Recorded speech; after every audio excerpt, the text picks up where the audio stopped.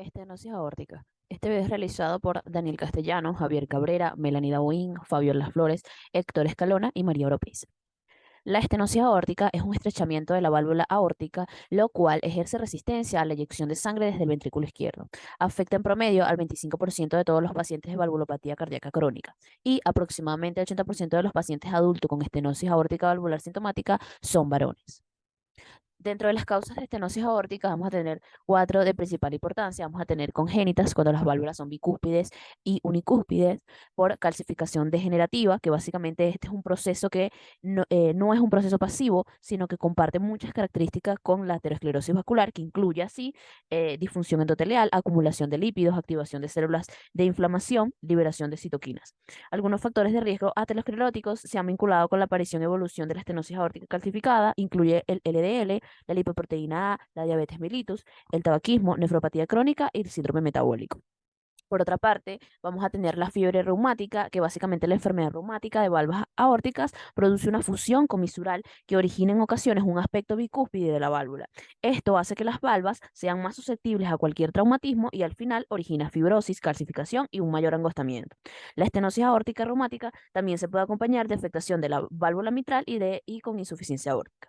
Y por último vamos a tener la radiación, que básicamente la radiación del mediastino también puede causar fibrosis, cicatrices, calcificaciones tardías de las válvulas con estenosis aórtica. La clínica de la estenosis aórtica. A nivel subjetivo, cuando realizamos la anamnesis y los pacientes con estenosis aórtica y presentan sintomatología, ya se asocia esta sintomatología con un estadio grave de la patología, como son síntomas de angina de pecho, síncope y disnea. Otros síntomas que pueden presentar los pacientes son síntomas de patologías asociados a la estenosis aórtica, como síntomas de hemorragia digestiva baja por angioplasia intestinal, enfermedad cerebrovascular por tromboembolismo cálcico, endocarditis infecciosa, síntomas de insuficiencia cardíaca y síntomas de arritmias. A la hora de realizar el examen físico de los pacientes con estenosis aórtica, podemos observar al examinar su pulso arterial un pulso parvus et tardus. Al examinar las cifras tensionales, podemos observar una disminución progresiva a medida que avanza la enfermedad de la presión arterial y de la presión de pulso. Y cuando examinamos la palpación apexiana del paciente, vamos a tener un choque apexiano de características de ser un choque sostenido y que regularmente no presenta desplazamiento.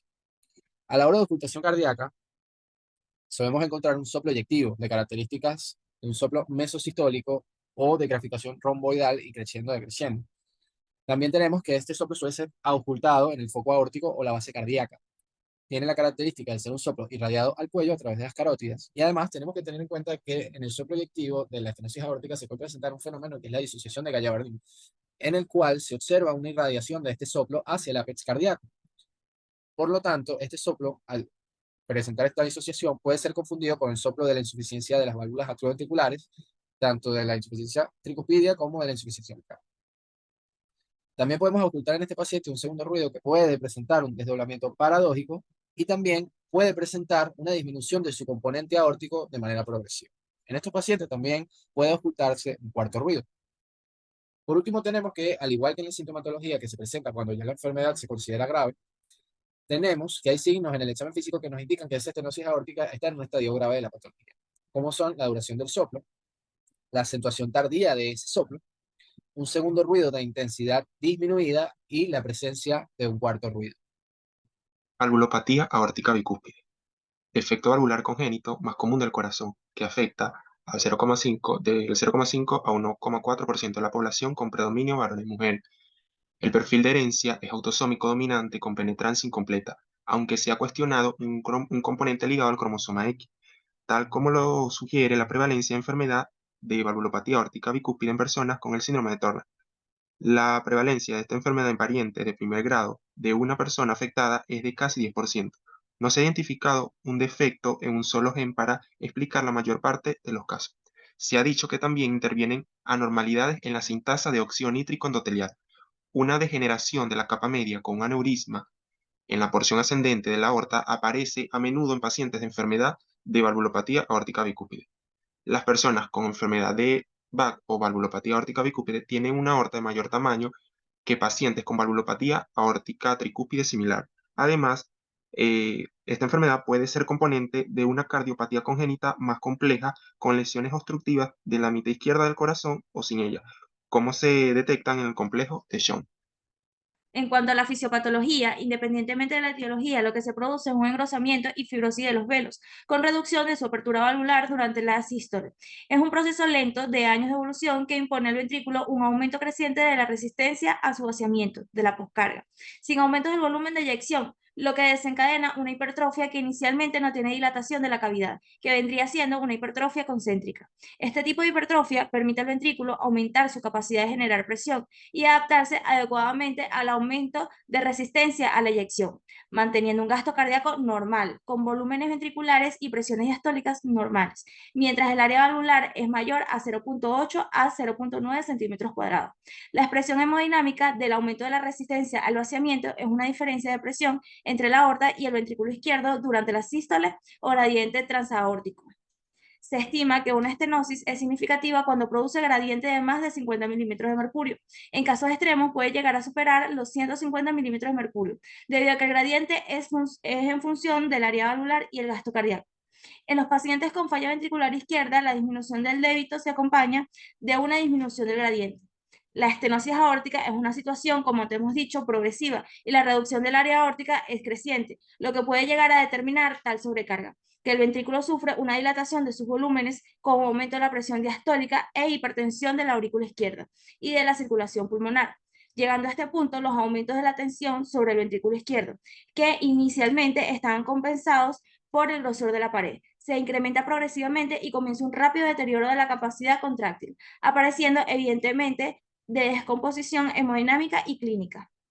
Otro factor es el deterioro es la insuficiencia coronaria, secundaria al aumento de la masa miocárdica y de las presiones intramiocárdicas, junto a un insuficiente aumento de los capilares coronarios. Puede producir necrosis y fibrosis miocárdica, incluso ausencia de enfermedad coronaria.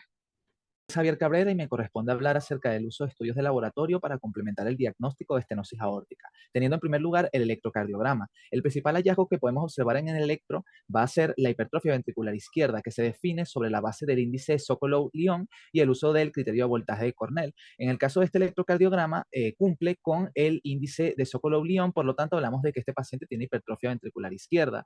Adicionalmente, es frecuente observar una depresión del segmento ST con inversión de la onda T en B5 y B6. En el caso de este electrocardiograma, la onda T no se encuentra invertida en estas derivaciones, pero el segmento ST sí se encuentra deprimido. Por otra parte, tenemos el ecocardiograma. En el ecocardiograma podemos observar, por una parte, las calcificaciones en las valvas y por otra parte, una disminución de la movilidad de las mismas y una reducción de la apertura de las mismas durante la sístole ventricular. Además de ello, si realizamos un Doppler a color, podemos observar el gradiente valvular y podemos calcular sobre esa base el área de la válvula aórtica. De esta manera, podemos clasificar la estenosis aórtica en leve cuando el área es de 1,5 a 2 centímetros cuadrados, moderada cuando es de 1,5 a 1 centímetro cuadrado y severa cuando es menor a 1 centímetro cuadrado. En la radiografía de tórax, el hallazgo más frecuente es observar la dilatación de la aorta ascendente que va a pasar a ocupar el arco superior del borde derecho del corazón. Por otra parte, es frecuente observar ventriculomegalia, en este caso izquierda, porque hay un crecimiento del ventrículo izquierdo debido a la sobrecarga de presión. Sin embargo, en esta radiografía no se observa dicha ventriculomegalia, ya que como es una sobrecarga de presión, generalmente el crecimiento ventricular es discreto, a diferencia de cuando hay una sobrecarga de volumen, donde el crecimiento ventricular es bastante notorio. Pero recordemos que cuando hay una sobrecarga de presión en el ventrículo izquierdo, el arco inferior del borde izquierdo del corazón pasará a encontrarse elevado, redondeado y uniforme.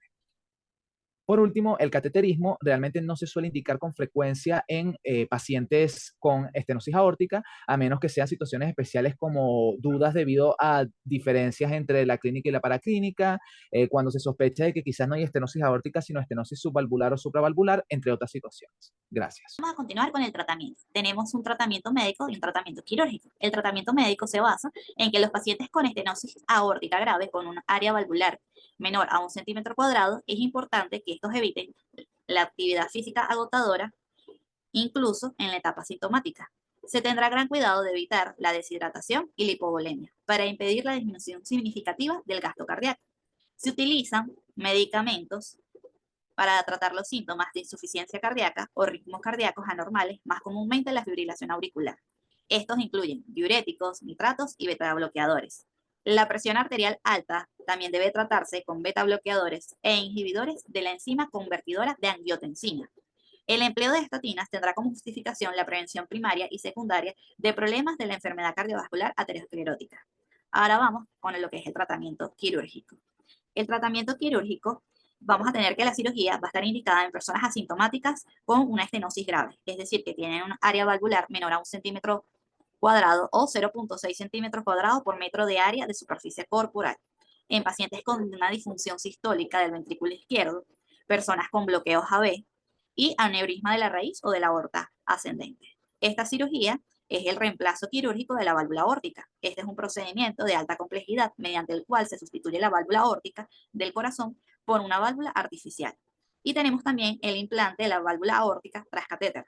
Esto es para pacientes con riesgo quirúrgico alto. Mediante esta técnica se puede implantar una válvula aórtica artificial guiada a través de un catéter introducido por punción de una arteria femoral, axilar, aorta o por la punta del corazón, vía apical. Muchísimas gracias.